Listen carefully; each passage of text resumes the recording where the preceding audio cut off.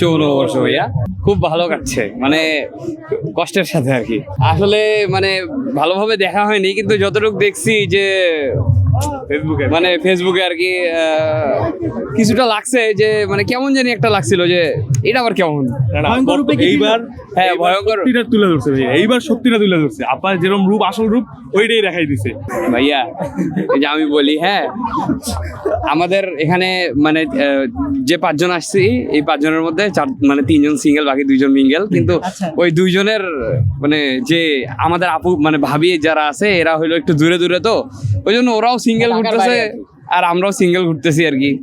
এই একটা অবস্থা। কার দিয়ে দেখলে সিঙ্গেল মনে হয়, ওরা এমনটাই সিঙ্গেল। ভার্চুয়াল নববর্ষ আর কি, ভার্চুয়াল নববর্ষটা তো সুন্দর কাটছে, কারণ মনে করেন যে আসার পর থেকে এই ছেলেটা বুঝছেন আমাগুলো কথাই কইতেছেন খালি এই কতক্ষণ পর সেলফি তুলে কতক্ষণ পর পাঠায়, এইরকম ভার্চুয়াল নববর্ষ চলতেছে। আর আমরা যারা সিঙ্গেল আছি ভাই দিকেও, তারা ভাই সবসময় মানে আমরা ঘুরতে আসি, মানে সত্যি কথা বলতে আমরা কিছু জিনিস দেখতে আসছি বুঝছেন।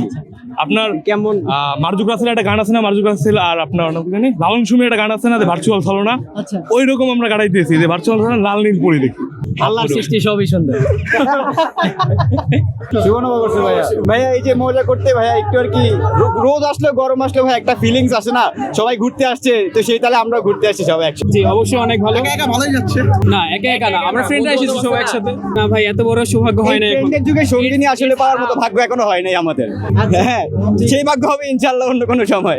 না অবশ্যই খুব ভালো লাগছে, যেহেতু এত বড় একটা আন্দোলন বিপ্লবের পরে আমরা একটা স্বাধীন দেশ পেয়েছি, তো স্বাধীন দেশের প্রথম নববর্ষ অবশ্যই খুব ভালো লাগছে। এবং আশা করি আমরা ভবিষ্যতে আমাদের দেশকে আরো সুন্দরভাবে গড়তে পারবো এবং আমাদের দেশটা খুবই সুশৃঙ্খল এবং সুন্দরভাবে গড়ে উঠবে এবং আমরা সবাই একসাথে একটা সুন্দর দেশে বসবাস করবো এই আশাই করছি।